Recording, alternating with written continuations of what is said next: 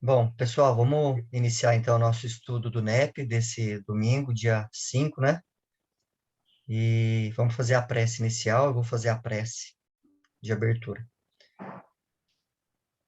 Deus, Pai de amor e bondade, Jesus, nosso mestre, irmão, benfeitores espirituais, que acompanham o nosso estudo, que orientam os trabalhos do Luz de Amor, nós agradecemos pelo suporte, pelo carinho, pela força.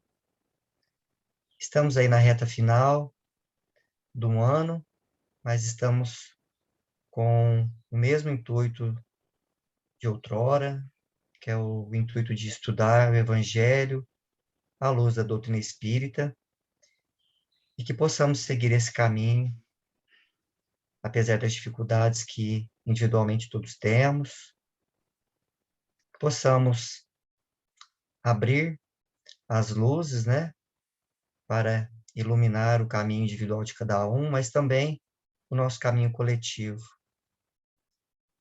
Então, obrigado, Senhor, por essa oportunidade, por esse banquete de luz, de estar entre amigos queridos, encarnados e desencarnados. Que com essas reflexões possamos nos tornar pessoas melhores dentro do nosso lar, dentro do nosso trabalho, como cidadãos, e principalmente dentro do nosso íntimo. Então, damos por iniciado mais uma reunião de estudos do NEP, à luz da doutrina espírita, que assim seja.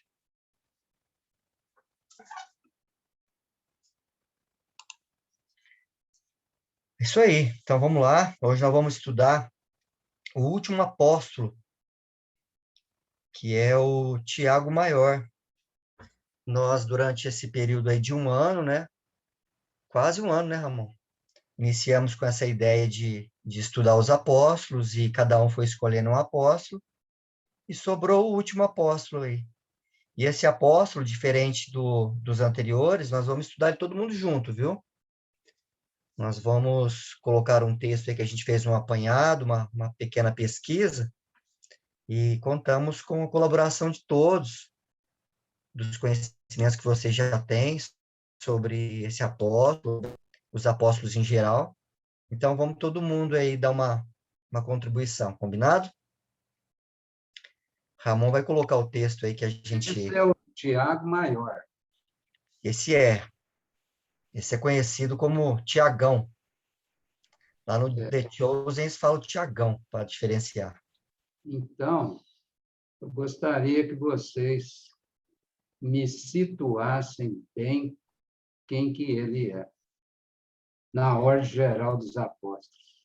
Ótimo. Perfeito. Bom, eu vou começar a ler, depois a gente vai parando então, tá? E já aproveitando esse questionamento do Antônio, o Tiago, esse Tiago Maior, o nome dele significa Jacó. Segundo uns, quer dizer Deus proteja. Segundo outros, suplantador. No Novo Testamento figuram pelo menos 4 Tiagos, por isso que é interessante a gente fazer essa distinção. Isso aí que complica a cabeça da gente. É muito Tiago, né, Antônio? Mas esse Tiago, especificamente, ele, chamado Tiago Maior, ele foi chamado Tiago Maior pelo grupo dos apóstolos para se diferenciar do Tiago Menor. O Tiago Maior, ele era filho de Zebedeu, ele era um pescador, né? Ele era filho de Zebedeu e de Salomé. E, Então, ele é irmão portanto, do ele era João? irmão do João Evangelista, justamente. Agora melhorou. Já melhorou, né? Ele nasceu em Betsaida, da Galileia, e tal como seu irmão era pescador. O outro, Tiago, ele já não era de Betsaida, não. O outro Tiago, eu tenho até aqui uma anotação aqui, não sei se a gente vai falar, mas o outro Tiago, ele era conhecido como Tiago Justo, e ele já era irmão de Levi e de Tadeu, né, que ele era filho de Alfeu e Cleófas, que era parente de Maria. Ô, Agora, e aquele Tiago que tem lá no Paulo Estevão, lá no Paulo aquele Estevão, Antônio, foi o o primeiro Tiago a ser martirizado, né? é esse, é o Tiago Maior, Ah, é o maior. é o maior. No Paulo Estevão, até o momento que o Tiago Maior é martirizado, praticamente toda menção que tem a Tiago é do Tiago Maior, que é o filho de Zebedeu. Depois da morte dele, as citações que vão existir são do Tiago Menor. Hum. Então, é assim, é do Tiago Maior. Alguém tem alguma dúvida aí sobre essa primeira parte? Ramon, você quer acrescentar alguma Tem algum coisa? Tiago que eles falavam que era irmão de Jesus? Então, é o Tiago, na verdade, é o Tiago Menor, porque eles tinham um parentesco, né? Eles tinham um parentesco porque a mãe dele era parente de Maria. Então, eles tinham um parentesco. Então, como eles viviam todos juntos lá, né? Poderia ser considerado como irmão, mas não é irmão, é que era tudo parente, né? Mas aí já é o menor. É tudo primo, né? Tudo. Vivia nas aldeias lá. E a gente acha que é uma cidade igual Franca, que tem 400 mil habitantes, né? 400 não, 350, né? Mas eram aldeias pequenas. Então todo mundo conhecia todo mundo e era parente de todo mundo.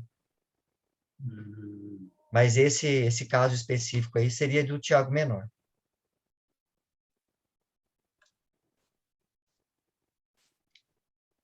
Bom, Ramon, então vamos subir um pouquinho aí aos que descrevam, né?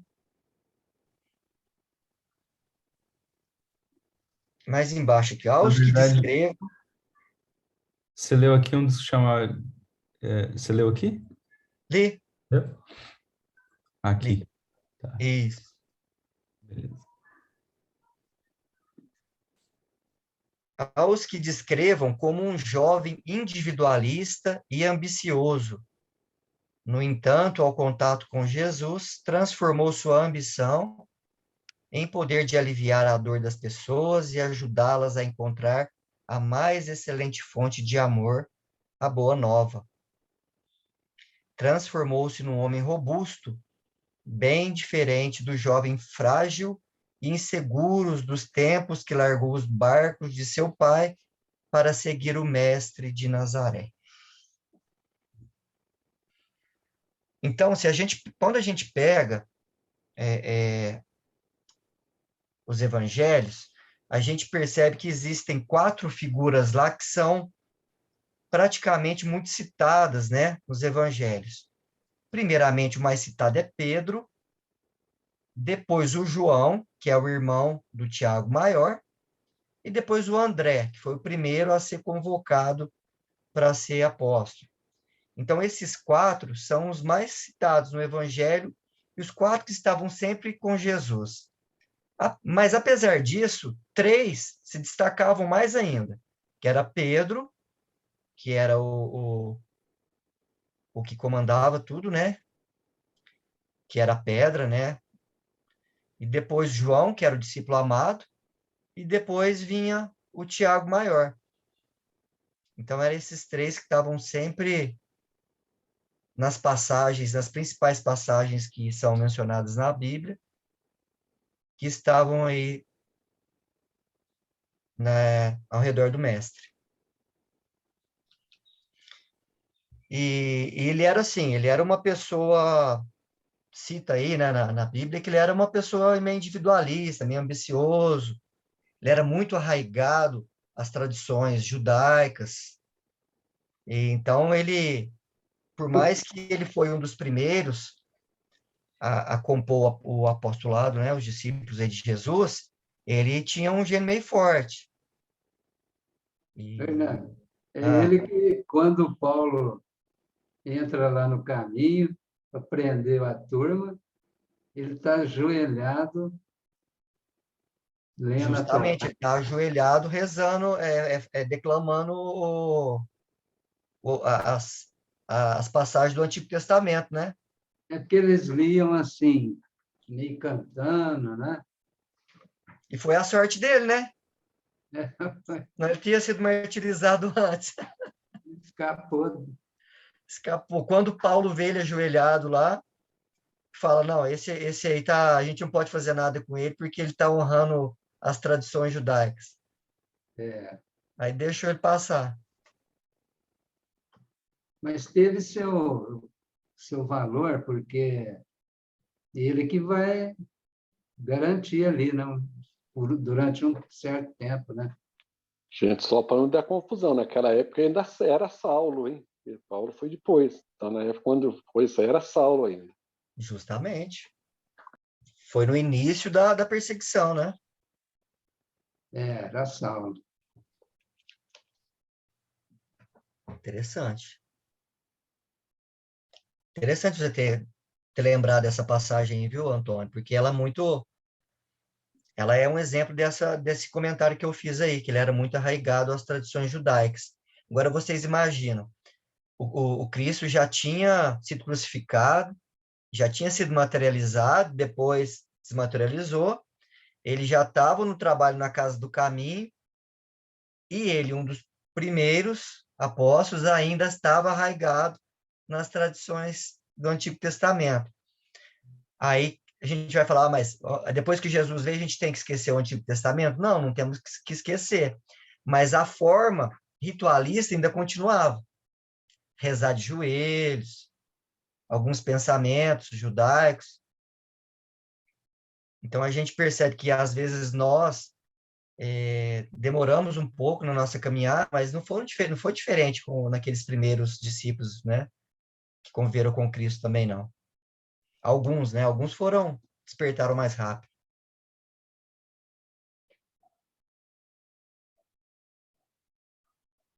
Bom, vou continuar aqui. Quando se menciona o nome nos evangelhos, está ligado aos nomes de João e Pedro, quase sempre precedente ao de João, o que nos leva a concluir que ele era o irmão mais velho. Em algumas anotações evangélicas, ocorre a inversão dos nomes, vindo João primeiro, o que se deve possivelmente ao grande prestígio de João como discípulo amado de Jesus. Então, o Tiago Maior, ele era o irmão mais velho, né, do João. E sempre que comentavam, que se comenta nos evangelhos, a maioria das vezes, vem o nome de Tiago primeiro, depois falando de João. Quando vem falando de João primeiro, então subentende-se que é porque João era o discípulo amado de Jesus, né? Pelo amor que o mestre tinha a ele. Então, a colocação aí dos evangelistas colocavam o nome de João primeiramente.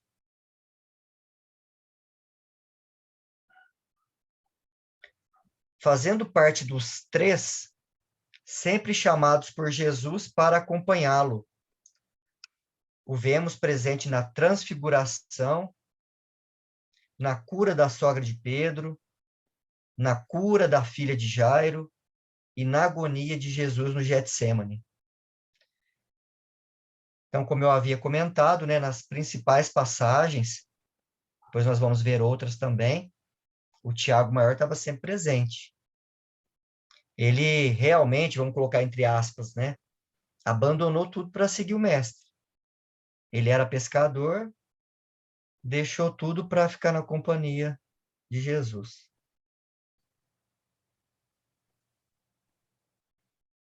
É ele, então, que era chamado o justo. Não, o justo é o menor. Ao menor, É. Ele era apenas o Tiago, irmão de João, filho de Alfeu. Quando você pega lá no Paulo Estevão, que você comentou, eles fazem um comentário de filho de Alfeu. O Tiago menor, que era o Tiago justo. Que é considerado o que você falou aí, né? O Tiago, irmão do Senhor. Mas dá uma confusão danada, né? ah, Os nomes são iguais, então... A gente sempre fica em dúvida aí. Mas qualquer dúvida que vocês tiverem, é só me perguntar, ou perguntar para o Ramon, ou a gente pesquisa aqui também, não tem erro, não.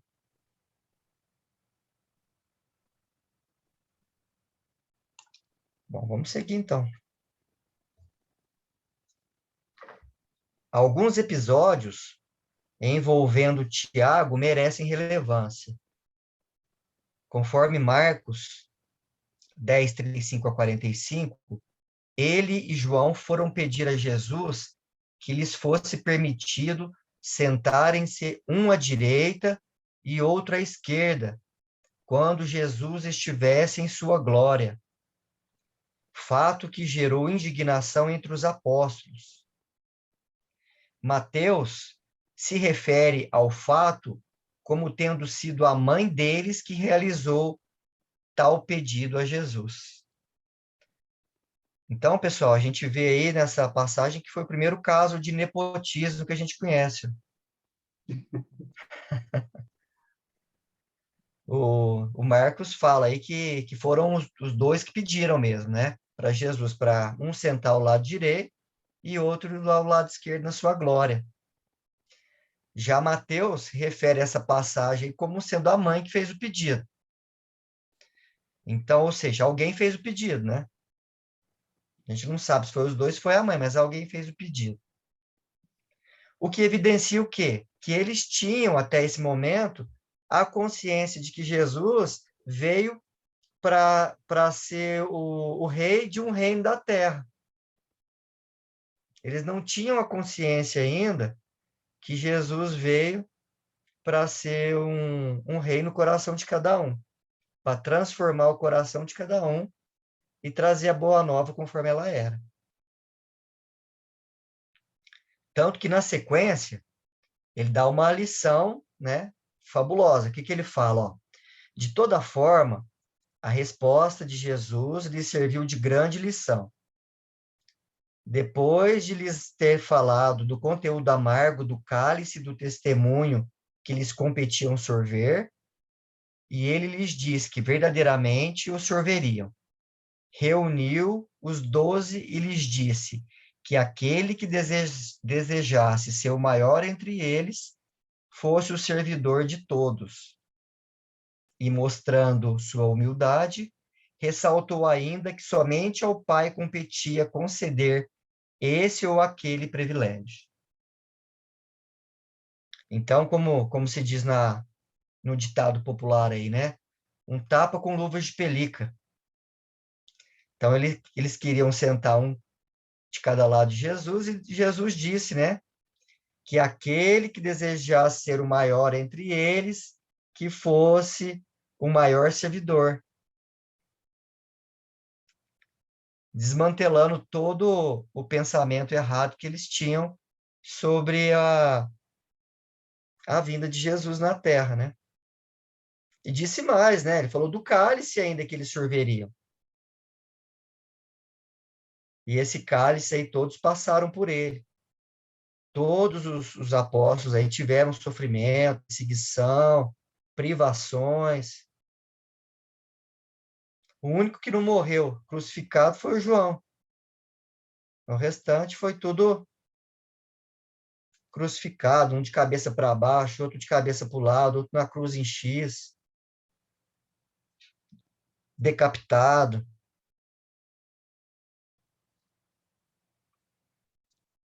Alguém quer fazer algum comentário sobre essa passagem aí? Que é interessante. Existe uma balança aí. Então, Hernando, eu estou lendo um livro aqui que chama Luzes sobre a Amazônia. Não sei se alguém já leu. É muito legal. Ele fala sobre uma cidade, uma colônia espiritual que existe na região do Amazonas. E é bem interessante porque casa com algumas informações que o Divaldo traz no último livro dele, né? Que houve De uma quem que é esse livro, Romão? Esse livro é do o médium, é Marcelo Campelo, pelo Espírito Joel. Eu não conhecia. Alguns amigos me indicaram, porque eu comecei a viajar muito lá para o Acre. Aí eles falaram, você tem que ler esse livro, você não está indo lá à toa, não? Eu falei, bom, acho que é verdade, né? Aí eu comecei a ler, não terminei, tô ainda no começo, mas tem uma reunião que acontece lá no plano espiritual que é onde estão espíritos de diferentes vertentes religiosas. Então tinha o pessoal do mundo evangélico, do mundo católico e tinha também do espírita, óbvio, né? E aí cada um faz uma interpretação sobre essa passagem, né? E aí é muito interessante, porque os primeiros fazem aludindo ao sectarismo. Então, por que que eu, que sou da minha religião, tenho que achar que a minha está do lado direito de Jesus, ou que a minha está do lado esquerdo de Jesus? E muito interessante aqui as análises, né? Muito bonito, muito profundo, né? Só que aí, no final, é surpreendente, porque aí a representante da doutrina espírita, ela faz uma interpretação diferente que eu vou ler aqui, que é curtinho, que eu acho que vale a pena para a gente refletir, né? Onde que eu começo? Meus amados corações, agradecemos os ricos comentários de nossos irmãos em Cristo. Por nossa vez, pedindo licença aos nobres amigos para que meu coração de mãe e de mulher fale mais alto em meu sentimento, destacamos a participação da querida esposa de Zebedeu no trecho evangélico. Em uma primeira leitura apressada, somos de imediato tentados a recriminar o comportamento daquela mulher, execrando-a, como se apenas o interesse material lhe dominasse o espírito, quando rogou ao Cristo a reserva para seus filhos, de certo amados, de 2 lugares ao seu lado no reino de Deus. Contudo, meus queridos, como podemos condenar o amor de mãe quando age em favor de sua prole sem prejudicar os outros? Estava a mãe de João e Tiago pedindo para desconsiderar esse ou aquele discípulo, rogando favores sem merecimento ou agindo sorrateiramente, como acontece no jogo de poder do mundo ainda egoísta? Não, meus queridos. Ela, ao contrário, adorou o Cristo antes de pedir. Humilhou-se reconhecendo a superioridade do Mestre para lhe pedir, não em seu nome, mas em nome do maternal e humano amor que sentia por seus filhos, que iniciavam a sua redenção de vida. Qual a mãe do mundo que não se sente feliz ao ver os seus filhos encaminhados em roteiro seguro de construção da própria felicidade? Qual a mãe do mundo que não enfrenta filas de espera, dificuldades e renúncias para pedir em favor de seus rebentos? Por isso, irmãos, rogo a todos que saiamos daqui com o sentimento de amor por essa mulher importante da história evangélica, ressaltando a sua iniciativa amorosa, confiantes de que a sua intenção era nobre, tanto que, se não fosse puro pleito, o próprio mestre a teria admoestado, como assim o fez muitas vezes e publicamente, no combate à hipocrisia reinante daquela sociedade. Então, achei interessante trazer, que é tão bacana como que a gente pode ter visões diferentes da mesma lição, né, Hernando? Isso que é bonito, né, no Muito Evangelho. bonito. Eu fiquei surpreso o dia que eu li isso aqui, né? Eu acho que o caminho só que ela não imaginava, né? Que de repente o caminho fosse dado por não por mérito, né? E acho que Aí o que ela estava Jesus, imaginando não era o que ia acontecer, isso, né? Não era. Mas tem uma coisa também, eu não terminei de assistir a segunda temporada de The Chosen, não. Mas tem, se eu não me engano, é no primeiro episódio da segunda temporada, aparece o João dialogando com a mãe dele sobre o que que ele ia escrever, você viu, né? Sobre o vi, que é que lindo ele, aquilo lá. sobre o que ele ia escrever, né, no evangelho dele. E ela sugere, é muito interessante, você vê que no diálogo mostra que ela tinha uma assimilação muito profunda, né, do Evangelho, né? Muito interessante. Eu achei até legal casar isso, algo muito similar o The Chosen pôs lá de forma poética, né? Aproveitando as licenças poéticas cinematográficas, sei lá como é que a gente pode falar isso, mas similar ao que está aqui também, né? Interessante. Muito interessante. Isso aí, Ramon. Pessoal, quem mais quer falar alguma coisa dessa passagem? Então vamos continuar, Ramon. Se puder colocar, vai ser em momento oportuno, em outro momento. Pode subir um pouquinho. Em outro momento, sobe um pouquinho, Ramon. Isso. Em outro momento, atravessava Jesus com seus discípulos a terra de Samaria para ir a Jerusalém. Era sua última viagem para a capital. Restavam-lhe ainda uns 6 meses de vida terrena. Desde esse outono até a próxima primavera, o campo da sua atividade seria Jerusalém e arredores. Narra Lucas, que ele despachou mensageiros adiante de si, que chegaram a uma povoação dos samaritanos para lhes preparar pousada. No entanto, como nada mais desagradasse aos samaritanos do que verem israelitas se encaminharem para Jerusalém, à época das festividades religiosas, não desejaram recebê-lo. Então Tiago e seu irmão João perguntaram a Jesus: Senhor, queres que mandemos cair fogo do céu para os devorar? Então vamos nos ater a isso aqui. Essa passagem é interessante, gente. Pensa bem para vocês. Jesus ia para Jerusalém, pede para João e Tiago maior para conseguir para eles um lugar para eles passarem a noite.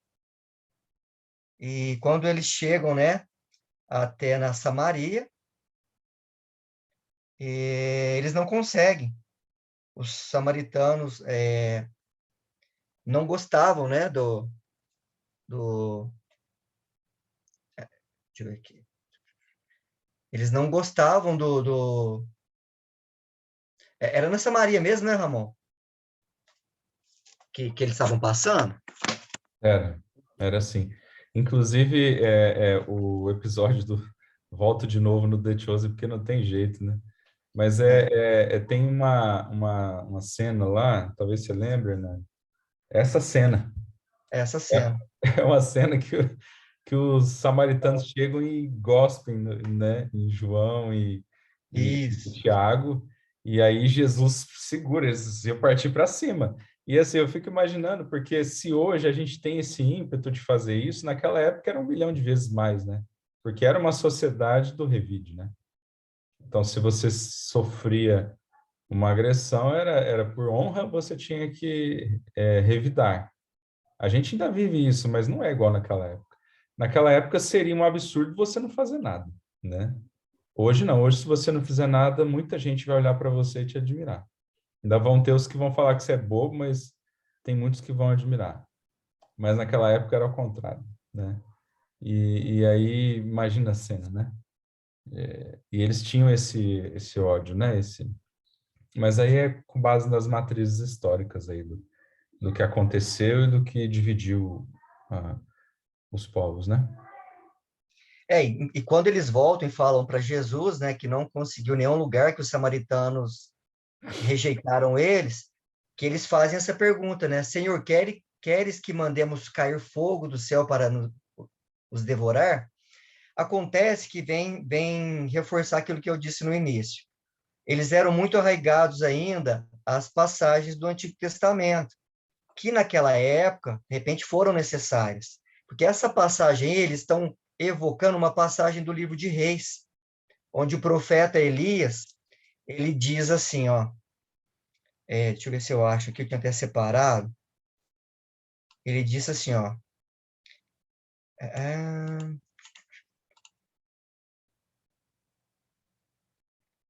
Eis que fogo desceu do céu e consumiu aqueles 2 primeiros capitões de 50, como os seus 50, porém, agora, seja preciosa a teus olhos da minha vida. Então, é uma passagem, né, que eles com certeza conheciam muito bem, e eles fizeram uma menção àquela passagem, dizendo para Jesus, a gente pode fazer a mesma coisa? Aí Jesus dá uma lição novamente para eles, né? Quando ele diz que a missão dele não era aquela, né? Se você colocar na tela, Ramon, eu vou continuar lendo, que eu acho que vai...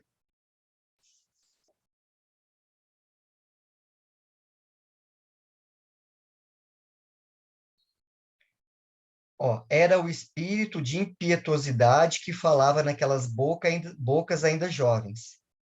Jesus os acalma, enfatizando que não viera para perder as almas, mas sim para as arrebanhar ao seu reinado de amor.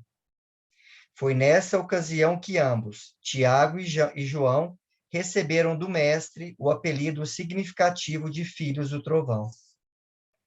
Então, essa passagem aí que eles pedem para cair fogo do céu, Jesus apelida eles de filhos do trovão, porque eles vieram com muita raiva, né? Com muita dor no coração. E então, Jesus, de modo até que meio de brincadeira, fala, não, então vocês vão ser os filhos do trovão, já que vocês queriam que caísse fogo do céu, e eles ficam conhecidos aí como filho do trovão. Lá no seriado que o Ramon comentou aí, do The Chosen, Jesus começa a rir e fala para eles, não, como vocês fizeram isso aí, eu vou colocar o apelido em vocês de filhos do trovão. E toda vez que Jesus faz comentário com eles, ele volta e fala, filhos do trovão, porque eles eram muito impetuosos, né? Alguém quer O fazer pessoal algum comentário? fala que é os Boanerges, né? É o Os termo Boanerges, Boanerges. isso. Isso mesmo, Boanerges. Que é muita energia, né? Vem de muita energia. Ó, quem quiser fazer algum comentário, Meire, você entrou aí depois, boa tarde. Se quiser fazer algum comentário que a gente está lendo, fique à vontade, tá?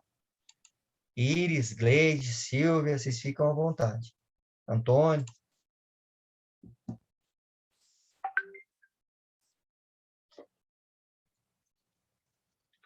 Bom, vamos continuar então a leitura aqui, Ramon. É só, a Rita estava perguntando como é que assiste o The Chosen, e eu coloquei o link no grupo, tá, Rita? Tem que pesquisar na Play Store ou na Apple Store e baixar um aplicativo específico. É de graça, se você quiser, você pode fazer doações, que todo o seriado foi produzido com doações, né? E se eu não me engano, cada episódio custa $1 milhão para fazer. Nossa, É um negócio louco é super produção, mas é muito bem feito, né? Acho que você já viu, muito bem. né? Eu já assisti as 2 temporadas. Muito bom. Inclusive agora vai ter, não sei se já lançou, mas vai ter um episódio especial de Natal que vai passar até nos cinemas lá nos Estados Unidos. Tá fazendo tanto sucesso que vai ser assim. Muito bom. Aqui embaixo, então, após a crucificação de Jesus, há referência de Tiago na Galileia como partícipe da pesca milagrosa no lago de Tiberíades, depois em Jerusalém. Ramon, você abriu o texto anterior. O último que eu te mandei não é esse, não. Se puder abrir. Aguenta aí que eu vou consertar.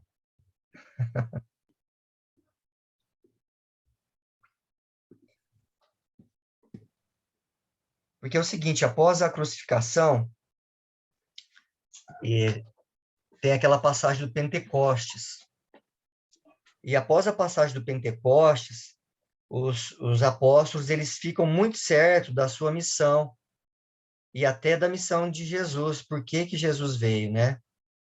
Então, Pedro funda a Casa do Caminho, e é nesse local que eles começam o trabalho, né, de acolhimento às pessoas que precisam, tanto de evangelização, como também de cuidado dos mendigos, das pessoas que tinham enfermidades.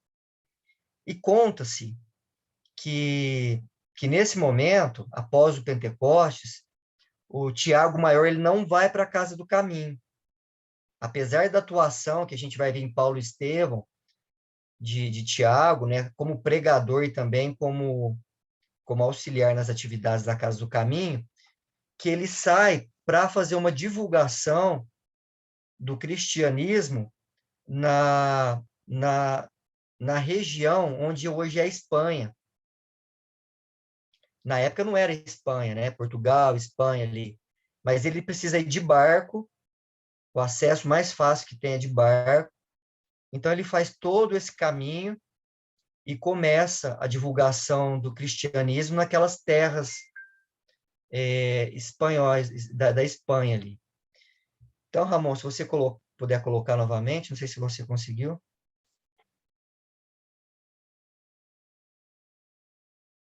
Isso. Visão de Maria.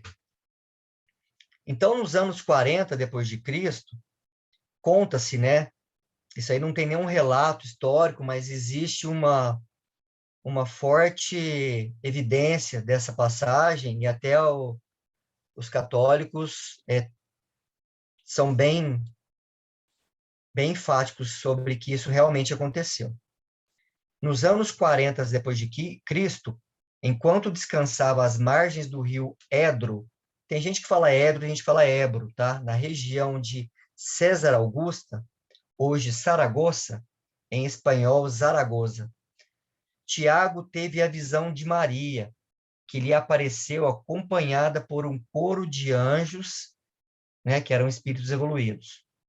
Ela estava sob um pilar e afirmava a Tiago que no futuro a fé daqueles povos ibéricos seria profunda e firme. Assim incentivado, o apóstolo perseverou na sua árdua missão. Maria tinha pedido a Tiago que construísse naquele mesmo lugar uma igreja cujo altar ficasse ao redor do pilar onde ela estava. Ela pediu ainda que Tiago e seus seguidores voltassem para Jerusalém depois de materializar seu pedido. Após edificar a igreja, que chama Santa Maria do Pilar, que se transformaria mais tarde na Basílica da Virgem do Pilar, Tiago voltou para Jerusalém. Interessante que conta que nesse local aí, na Espanha, Tiago teve uma dificuldade muito grande para difundir o cristianismo, mas ele conseguiu alguns seguidores e que estava sendo muito árduo. E quando ele descansava um dia, né, nessa região aí, nesse rio, às margens desse rio Ebro, que Maria aparece para ele, fazendo esse pedido para que ele construísse, né, essa igreja naquele local, naquele mesmo local que ele teve a visão. Mas o que é interessante disso? Quando Maria aparece para ele, Maria ainda era viva.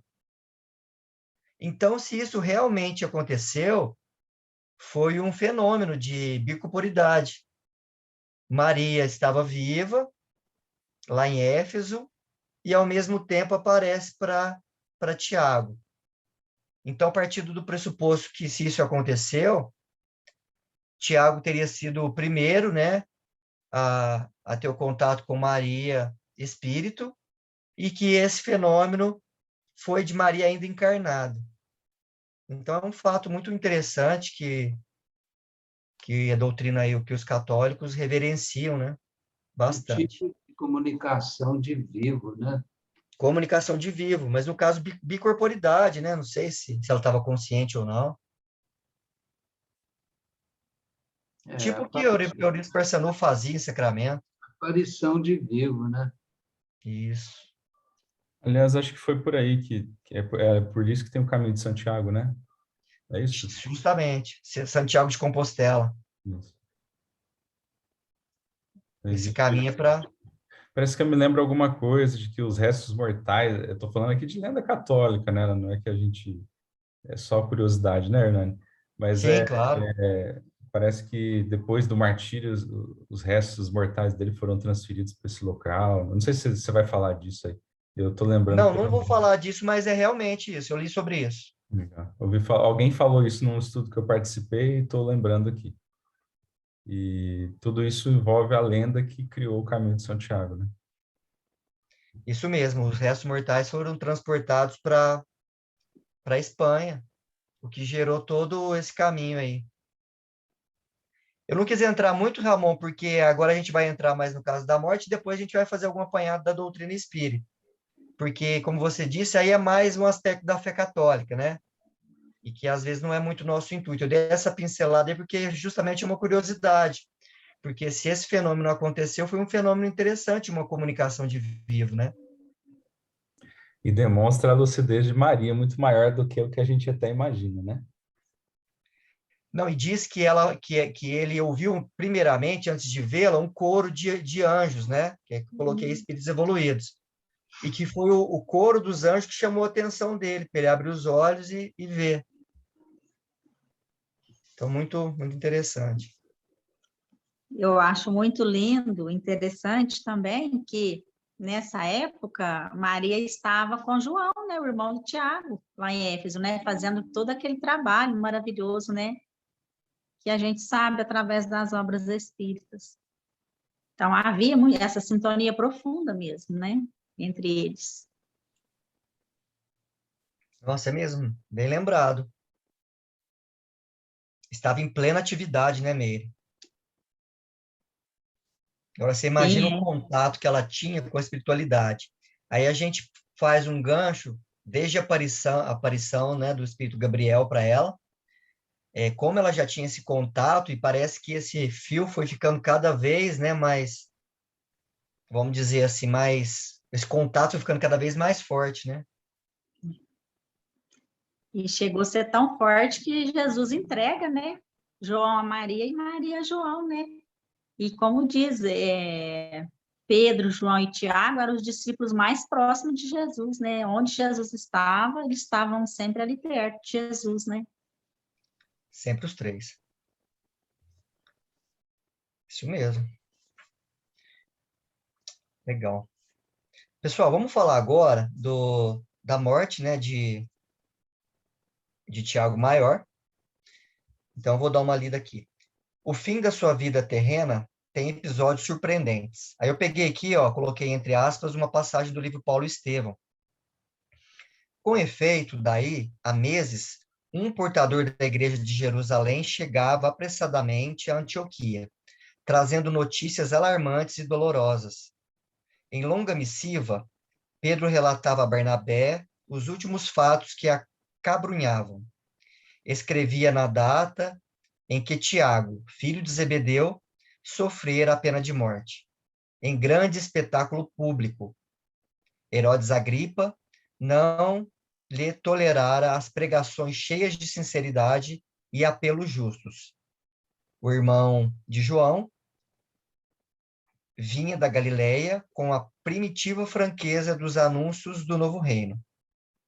Inadaptado ao convencionalismo farisaico, levara muito longe o sentido de suas exortações profundas.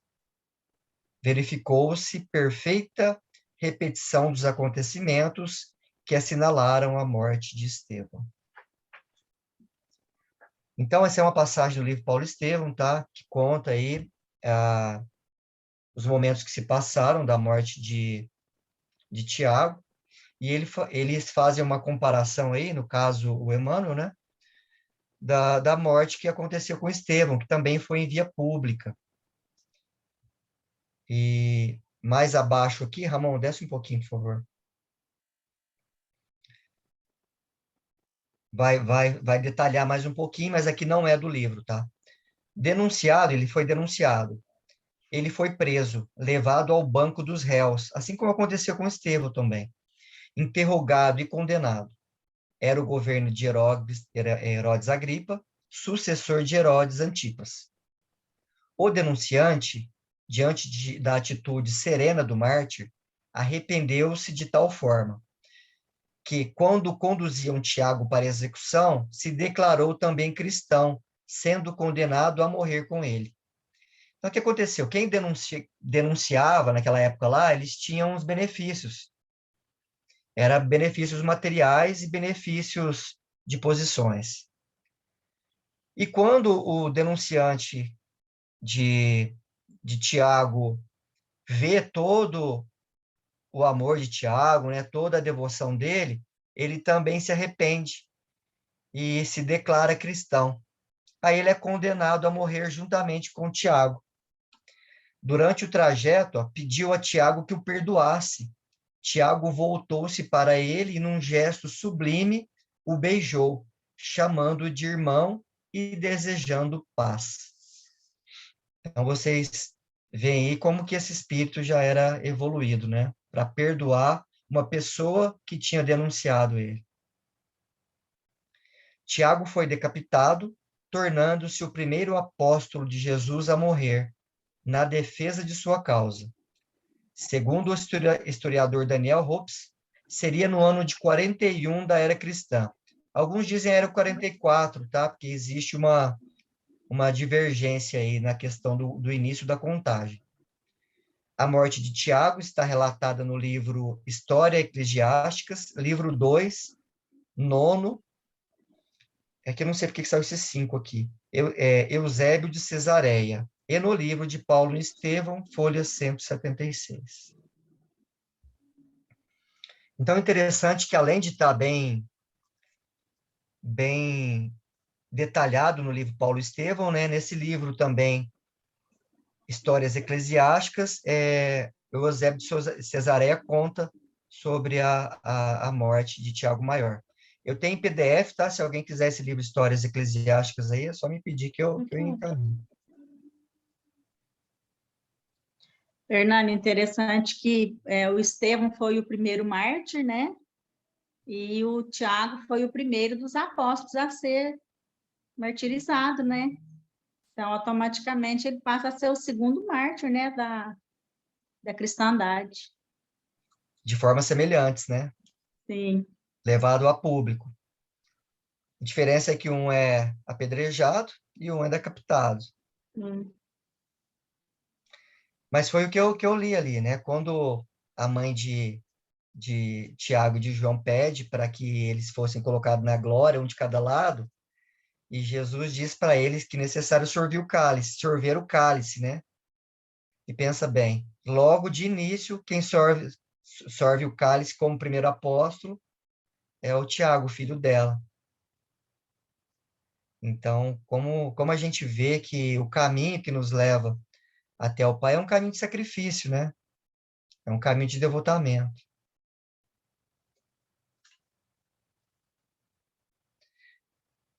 A Meire já comentou, foi, portanto, o primeiro mártir entre os apóstolos de Cristo, o primeiro a dar a vida pela fé.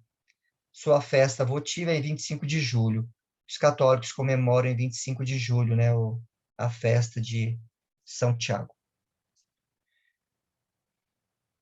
Bom, queria que alguém lesse agora essa lição de Jesus a Tiago. Está no livro Roteiro de Jesus. Alguém poderia ler?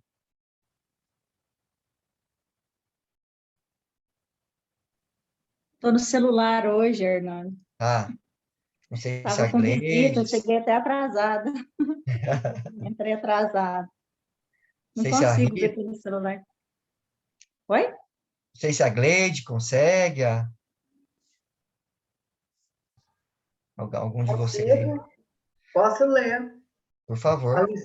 A lição de Jesus a Tiago. O fato abaixo relatado foi extraído do capítulo 58 do livro No Roteiro de Jesus, de autoria do espírito Humberto de Campos, obra psicografada pelo médium Chico Xavier. Conta-se que na casa dos apóstolos de Jesus, em Jerusalém, o trabalho de atendimento aos necessitados aumentava cada vez mais. Simão Pedro era muito solicitado pelos inúmeros aflitos com seus pedidos e queixas. Muitos deles traziam reclamações e outros perturbavam o ambiente. Até mesmo familiares dos assistidos brigavam no recinto de fraternidade, trocando injúrias e pescoções. Como Simão Pedro assumia a direção do grupo de socorro aos necessitados da chamada Casa do Caminho, e era quem mais socorria os infelizes, por isso mesmo era muito fiscalizado no modo de agir pelos olhos da crítica.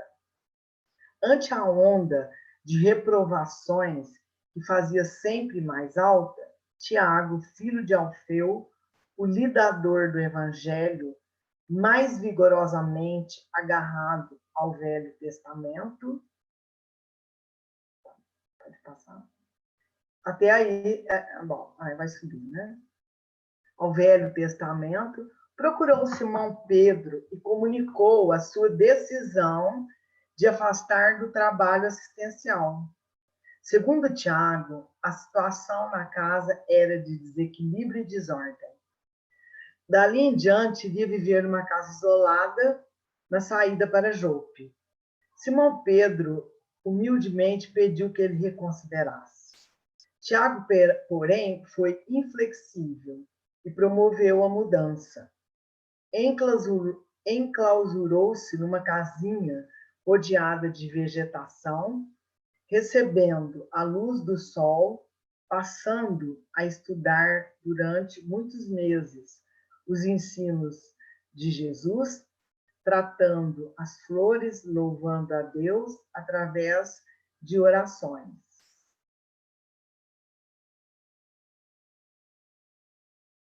Uma noite surgiu em que passou a sentir saudade do Senhor e, ao orar, chorou, lembrando-se dele.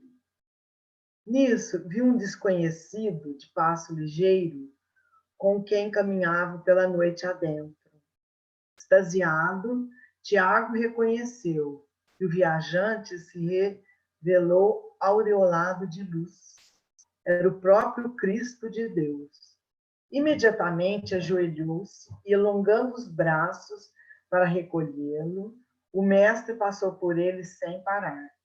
Tiago levantou-se aflito, correu ao seu encalço, gritando: Senhor, Senhor, acaso não me vês o coração mortificado de saudade? Aonde vais que não me vês a necessidade de ti? Jesus voltou, abraçou Tiago de leve, comunicou-lhe no sorriso: Tiago, estás salvo de lutas e tentações. Porém, vou ao encontro de Pedro, a fim de aliviar-lhe o fardo de humilhações e de lágrimas, no amparo aos nossos irmãos necessitados. Dito isso, Jesus prosseguiu viagem. Tiago, então, reuniu seus pertences naquela mesma noite num carro de mão e retornou à casa de Pedro. Bateu a porta, se lhe abriu, acolhedora, e abraçando Pedro, que lhe pediu o encontro, pôde apenas dizer: Eu estou aqui.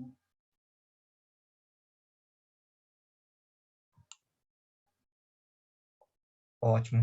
Pessoal, quem quiser fazer um comentário, fique à vontade. De vez em quando nós somos assim, não somos? A vida está tão complicada, cheia de problema, a gente quer ficar livre dos problemas. Não, vou me isolar num lugar, não quero mais saber de problema. Aí o problema vai ficar com alguém, né? E no caso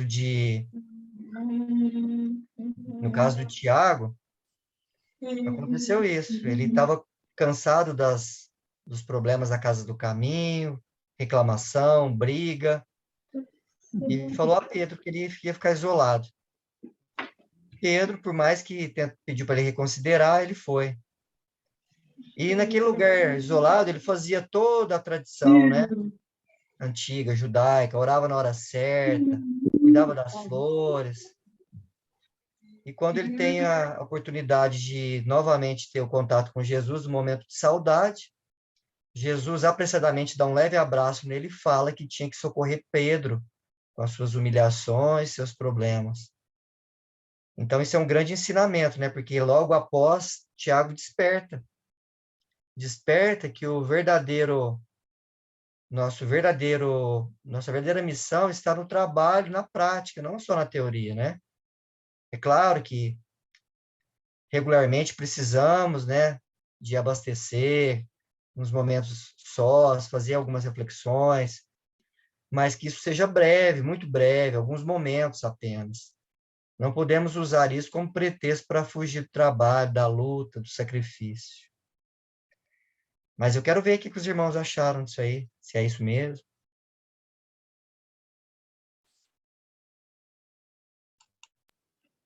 E aí a gente tira a seguinte conclusão, né, Hernani? Que a paz que Jesus fala que nos dá não é essa paz da inércia, não, né? Não é aquela paz da água parada que não faz nada, não, é aquela água que segue o seu curso, né? Que transpõe obstáculos, que segue em frente, né? Apesar das dificuldades, mas sempre avante, como dizia Paulo, né? Por isso que o paraíso, para nós espíritas, tem um significado totalmente diferente, né?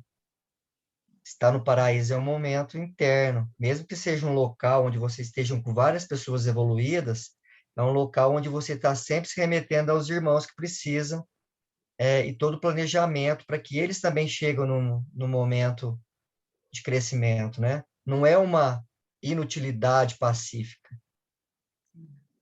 Quando a gente pega lá o nosso lar, que é uma colônia, né, um pouquinho mais evoluída que o nosso estado aqui, eles ficam lá transitoriamente. Para quê? Para depois aurir forças, energias para vir para quê? Para a luta, para a prática. Então é isso mesmo que a Meire comentou. Outro dia, a gente estudando no grupo de Joana de Ângeles, a gente verificou que Jesus, por que ele manda amai os vossos inimigos?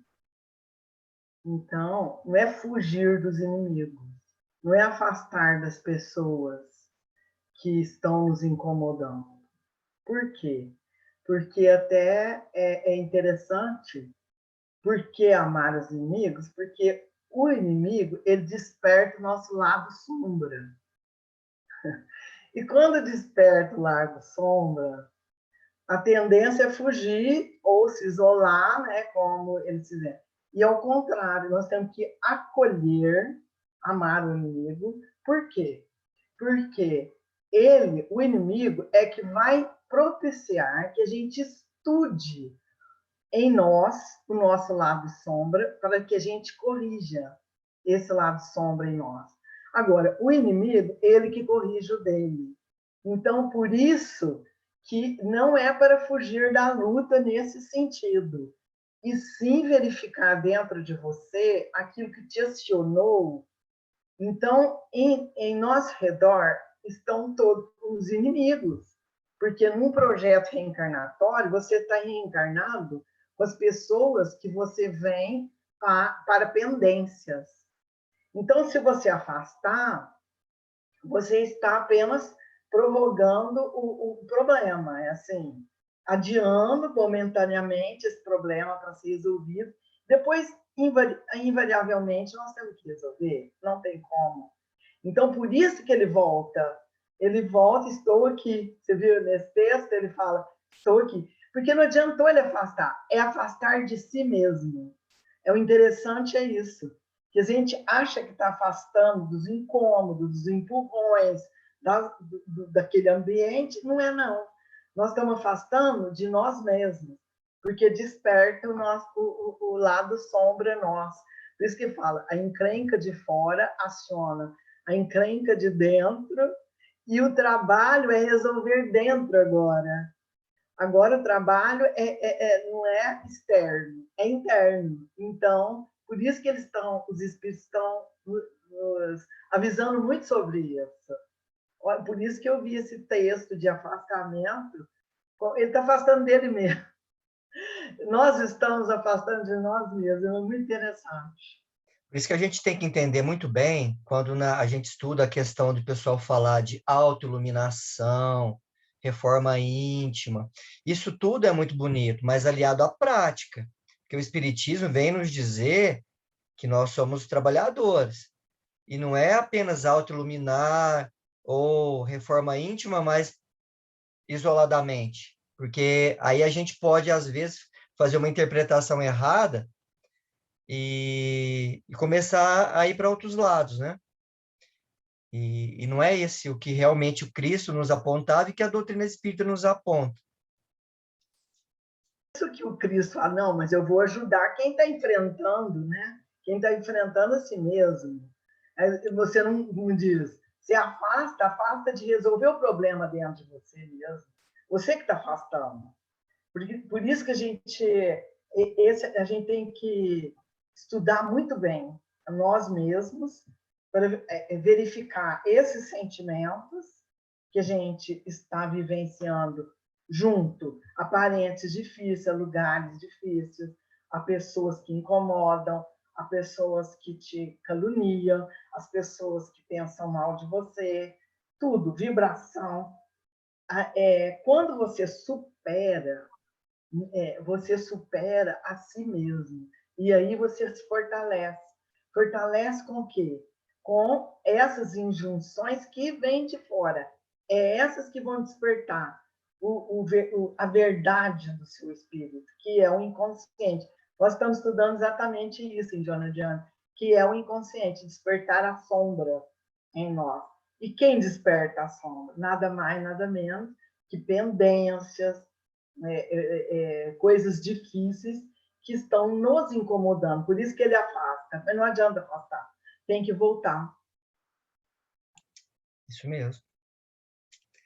Bom, vamos dar continuidade. Ramon, você pode ler para nós na sequência?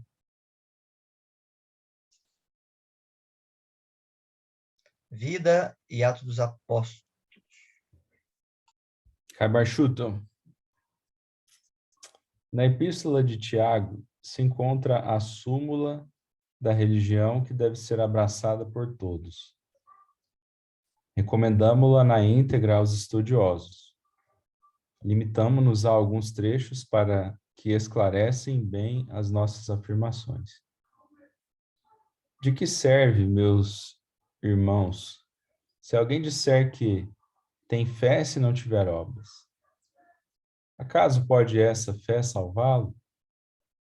Se um irmão ou uma irmã estiverem nus e necessitarem de pão cotidiano, e algum de vós lhes disser, ide em paz, aquentai-vos e saciai-vos, e não lhes derdes o que é necessário para o corpo, que lhes aproveita?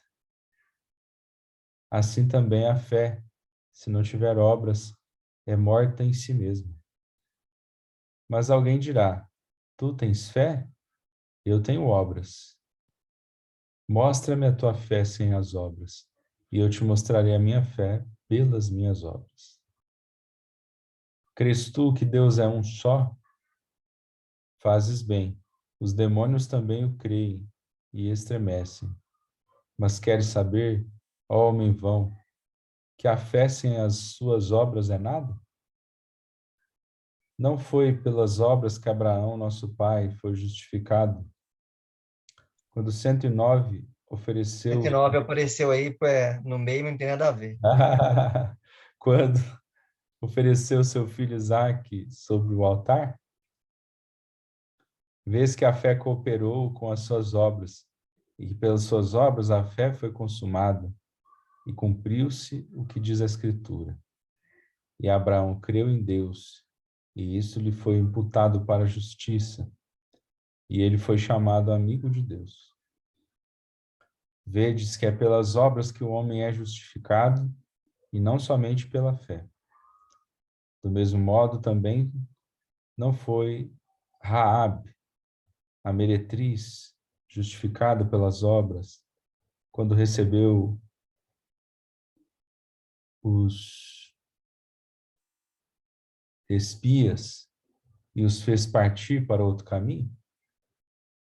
Pois assim como o corpo sem espírito é morto, assim também a fé sem as obras é mortal. Tratando da sabedoria, ele diz: quem dentre vós é sábio e instruído? Mostre pelo seu bom procedimento as suas obras em mansidão e sabedoria. Mas se tem zelo amargo e o espírito de contenda nos vossos corações, não vos glorieis e não mintais contra a verdade. Essa sabedoria não é sabedoria que vem de cima, mas é terrena, animal e diabólica. Porque onde há zelo e espírito de contenda, ali também há confusão e toda obra má. Mas a sabedoria que vem lá de cima é primeiramente pura, depois pacífica, moderada, fácil de se conciliar, cheia de misericórdia e de bons frutos, sem imparcialidade e hipocrisia. Ora, o fruto da justiça é semeado em paz para aqueles que são pacificadores.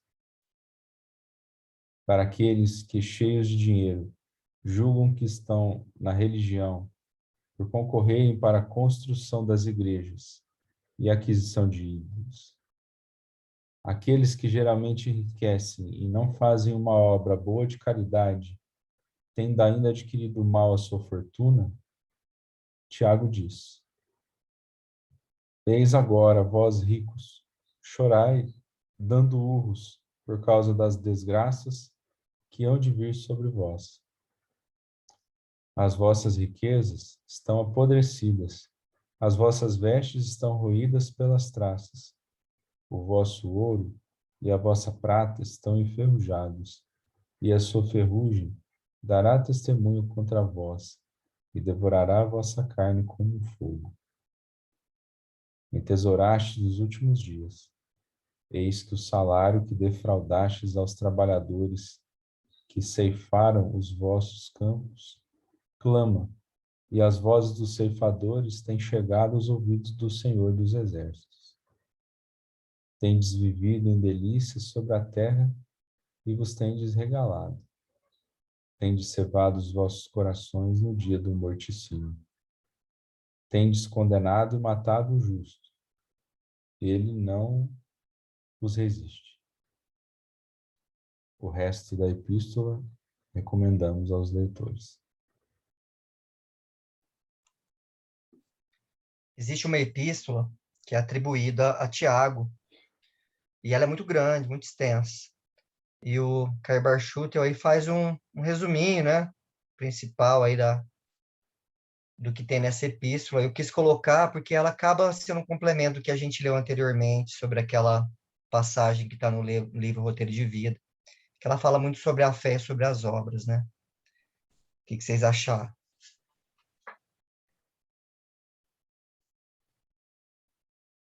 Eu lembrei bastante de um livro do Divaldo que chama Perturbações Espirituais.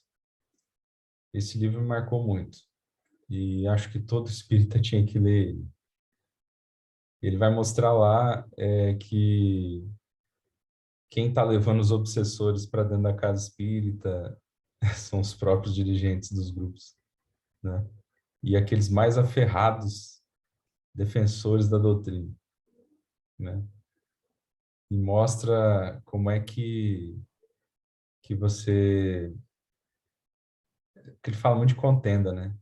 Então, é diferente lá, por exemplo, no Paulo Estevam, que a gente vê falar de Antioquia, que tinha aquele ambiente de amizade, de amorosidade, inclusive até fenômenos de voz direta aconteciam. Vamos falar de uma forma simbólica. Então, quanto mais fraternidade, amizade, amorosidade, solidariedade existe no grupo, mais espaço tem para os bons espíritos atuarem e para você agir em nome de Deus. Agora, quando você começa a criar contenda, sentimentos de ódio, dissensão, aí você abre espaço para esse tipo de influência, né? E quantas vezes a gente não faz isso, né? E aí eu achei interessante, porque quando ele fala de obras, né, da fé com obras, da fé sem obras, eu acho que a gente pode extrapolar essas obras para muito mais do que a gente construir algo físico. Então, Eu acho que cada circunstância da nossa vida, a gente tem uma obra que a gente pode fazer. Então, alguém veio e nos trouxe um desafio emocional, sentimentos ruins, a resposta que a gente vai dar para essa situação é uma obra, né? E aí, então, nós estamos fazendo obras. E a nossa fé que vai fazer a gente criar obras boas.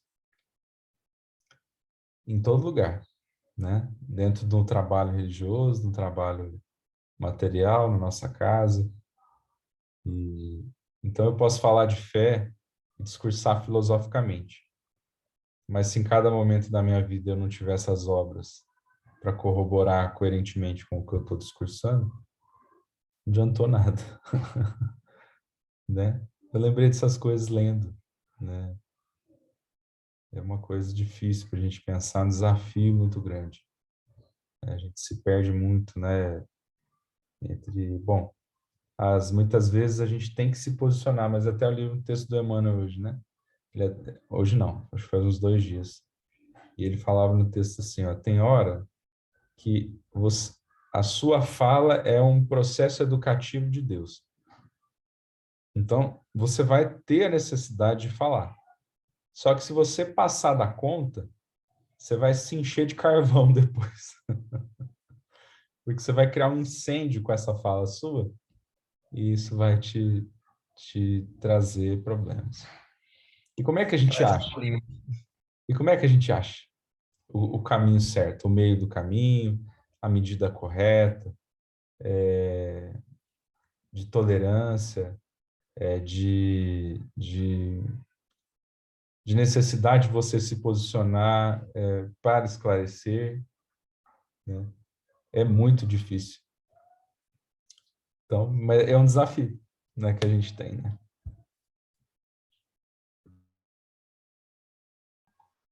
Por isso que a obra não é externa, a obra é interna. Você pode fazer muita caridade e não se transformar por dentro. Não adianta, você faz muito fora. Você pode ganhar até aplausos, você ganha prestígio, poder, o que for. Se você, por isso que fé sem obras é morta, não no sentido de obras externas, de legados, de intelectualismo, de coisas assim que possam dar destaque. Mas a fé com obras é o quanto você modificou dentro de você, o tanto que você mudou com a experiência, com a experiência, que você pode ter um sucesso, entre aspas, entre os homens, os aplausos, ou a pessoa ganhou aquela disputa, aquela contenda, etc. Ou construiu isso, aquilo, teve um destaque social, ou econômico, o que for. Se não mudou dentro, não adianta. Ali você vai se apresentar na espiritualidade com a obra que você fez em você na encarnação. Se você realmente aproveitou a experiência terrena, vencer a si mesmo. Por isso que ele fala, por isso que Jesus fala, eu venci o mundo. Vencer o mundo é dentro dele. Ele venceu entre ele. Passou o que ele passou e ele venceu. Porque não atingiu. Ele foi crucificado, teve todo... tanto é que hoje nós vimos o caso dos samaritanos lá, que maltrataram lá eles. Então, os ímpios, eles falaram, quer que mande fogo, quer dizer, não é aí, porque, na verdade, a obra não é para atingir o outro, mas a obra tem que ser feita. A hora que eles foram humilhados, ou foram... ali que está a prova, para ver como a reação deles é dentro deles, é de pacificação, ao contrário. É de construir isso aí, pontes, é o desafio sempre, mas é dentro, é dentro. Trabalho é essa fé em prática, é o que você mudou dentro e não fora. Engraçado que tem um livro que sempre que eu vejo comentários aí, igual da Gleide, do Ramon, que eu sempre lembro dele, daquele irmão Jacó, livro Voltei, que é daquele Frederico Figner, né, que foi o presidente da FEB em determinado momento, e ele que se achava um grande trabalhador, né, da doutrina espírita, mas muito orgulhoso, quando chega no plano espiritual, se vê numa grande perturbação. E depois, com o passar do tempo, né, de toda a sua recuperação, ainda mais com a posterior presença do Dr. Bezerra de Menezes, ele se vê na necessidade de voltar e avisar a nós, né, falo nós que nós espíritas, da grande necessidade da nossa transformação. Mas não só a nossa transformação pela fé, mas pelas obras, verdadeiramente pelas obras. Aí ele vem e traz aquele magnífico livro lá que chama Voltei. Para quê? Para nos dar um puxão de orelha, não é só ficar na inatividade, contemplando, fazendo boas leituras, boas palestras, bons estudos, mas sim para passarmos para o ramo da prática, verdadeiramente da nossa transformação. E eu falo isso não é principalmente para mim, que a gente está no caminho e muitas vezes a gente fala muito do que a gente não é. E isso acaba sendo um pouco natural. Mas que o próximo passo da nossa estadia aqui é a prática, tem que ser a prática. Porque senão do que vale a gente passar por aqui e ficar só na teoria? Porque aí estamos sendo presunçosos, apenas querendo os aplausos e não passando para o passo posterior, que seria a nossa transformação, né? E diante de tudo isso, a gente tira a conclusão que a obra maior a ser feita é dentro de nós mesmos, né?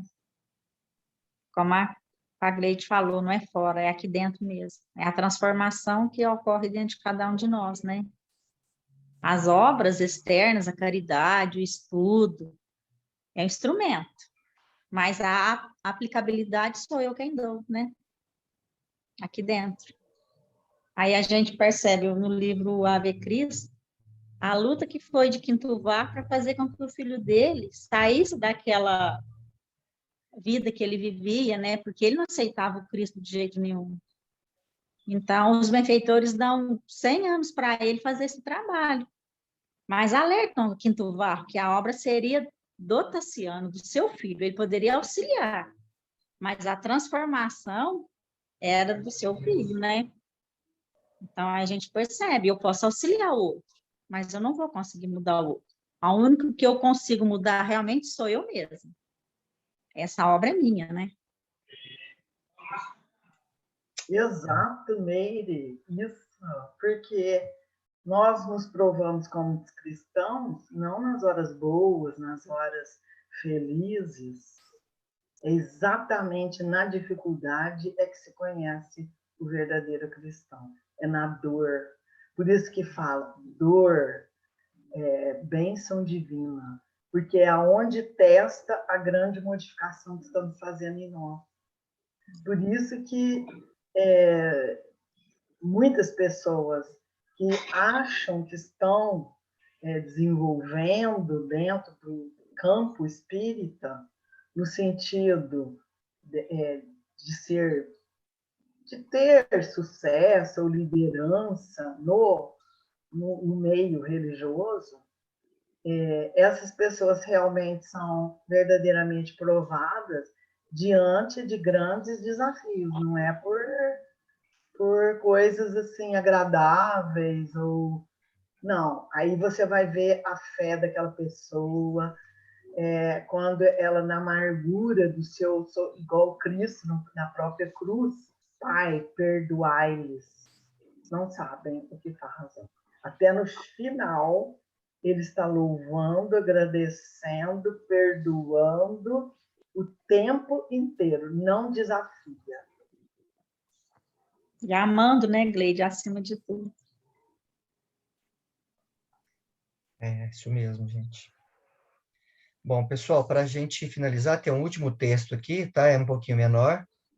Ramon, você poderia fazer a leitura dele? Está no livro Boa Nova, esse último. Oi, Hernani. Oi, Silvia, fica à Eu vontade. queria fazer um comentário. Pode fazer. Eu penso assim, quando Jesus falou para gente que fora da caridade não há salvação, ele estava falando para sair de nós mesmos e fazer o bem para o próximo.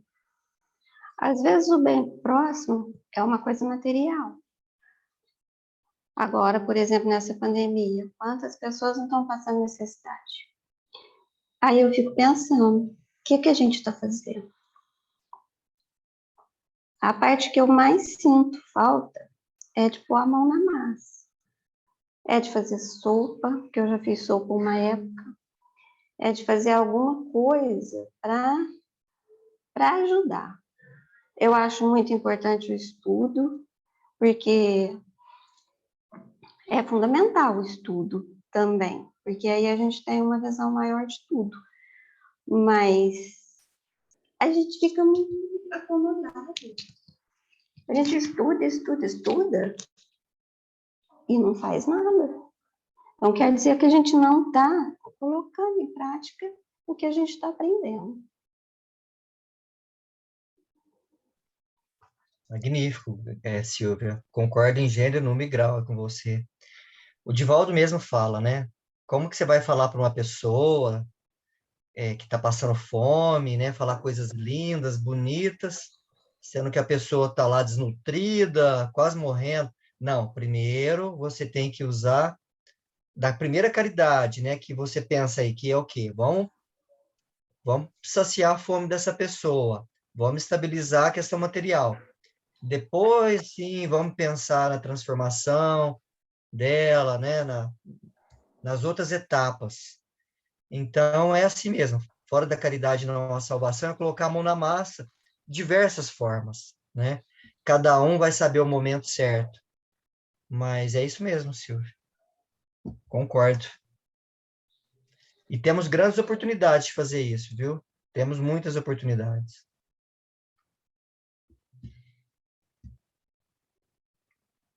Ramon?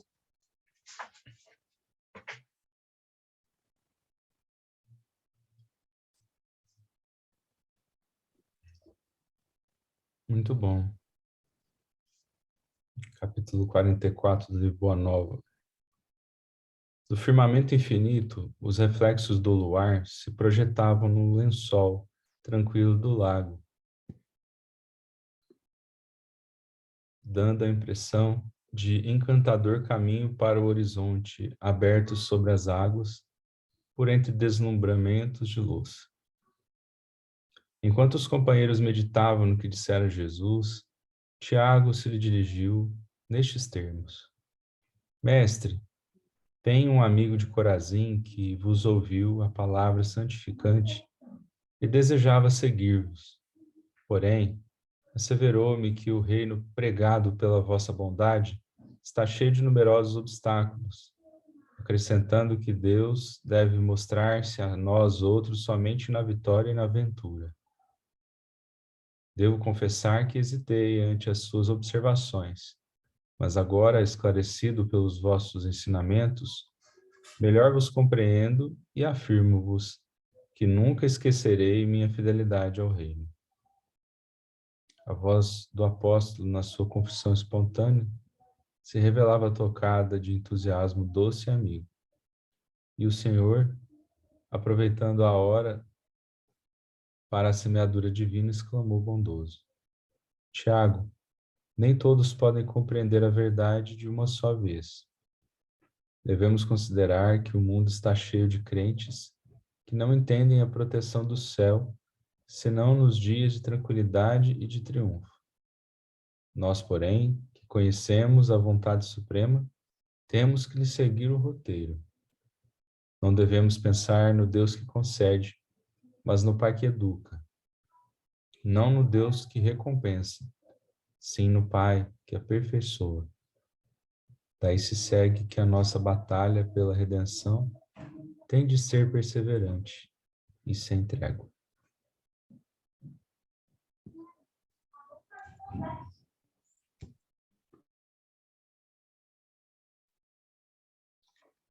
É isso, pessoal, porque a gente Esse dia eu estava fazendo uma leitura do Evangelho, no Evangelho no Lar, estava falando aqui, muito é dado, muito será cobrado, né? E às vezes a gente fica assim meio chateado com algumas atitudes de alguns irmãos, né, de outras religiões ou pessoas no nosso dia a dia. Mas será que eles têm o mesmo conhecimento que nós temos? Será que eles têm as mesmas oportunidades que nós temos? E eu fico pensando, de repente não é o momento deles ainda e a gente quer que eles sejam como nós, ou de repente nós não somos assim, mas pelo menos pensem como nós pensamos, né? E se a gente passar por um filtro melhor, nós vamos entender que cada um está no seu momento, né? E nós que já temos a bênção da doutrina espírita, né? A gente sabe que o momento é um momento de aproveitar as oportunidades, né? O Pai está nos oferecendo grandes chances, mas também grandes recompensas. Então, a nossa batalha, ela é diária, como diz aqui, né? A batalha pela redenção tem que ser perseverante, sem trégua. Não é uma batalha única, mas é a todo momento. Então, eu acho que a mensagem que o Tiago trouxe para nós hoje, né? No nosso estudo, foi essa. Ele, que era um espírito bem duro, aceitou o convite do Cristo. Muitas vezes ele não entendeu muito bem como tudo funcionava. Ele rejeitou Paulo quando Paulo volta, né, após a sua conversão, falando que Paulo era uma farsa. Mas depois ele compreende toda a missão de Paulo e toda a missão do Cristo e se entrega, né, como o primeiro mártir dos apóstolos, dando aí a sua fé, né, a sua convicção, o seu testemunho de que a batalha aqui não acaba mesmo. E que mais do que esse mundo material, nós temos o mundo espiritual, nós temos a eternidade para a gente melhorar, mas mais do que isso, para a gente também ajudar o nosso próximo, né? Pessoal, então o estudo era esse, né? Obrigado, Ramon, obrigado. Nós tivemos aí uma semana conversando sobre isso aí, né, Ramon? Sobre o estudo de hoje, falando assim Eu bem gostaria brevemente. de agradecer, né? Agradeço de coração. Era para eu ter feito o estudo. Infelizmente, não consegui, por muitos motivos. E a Hernani abraçou, fez para a gente completar. Então, agradeço de coração. Peço desculpa por deixar esse fardo para você, mas foi maravilhoso. Foi muito bom, viu? Uma troca de ideias apenas, Ramon. Foi rapidinho, foi bom todo mundo participando. Foi bom, foi diferente. E é isso, pessoal. No próximo, agora, nós acabamos os apóstolos, já conhecemos todos os apóstolos. E nós vamos iniciar o nosso estudo dos Atos dos Apóstolos, eu acho que uma visão mais ampla, né? Quando nós começarmos a falarmos da Casa do Caminho, do serviço de Pedro, de toda assistência, de todo sacrifício, a nossa visão vai ser muito diferente. Eu acho que essa ideia que nós tivemos foi fantástica. Eu acho que ela vai colaborar muito para a gente nessa nova etapa do nosso estudo. Nós vamos estudar, então, a partir do ano de 2022, uma semana Maria, uma semana Atos dos Apóstolos, e acho que vai ser interessante. Alguém quer falar alguma coisinha antes da gente encerrar?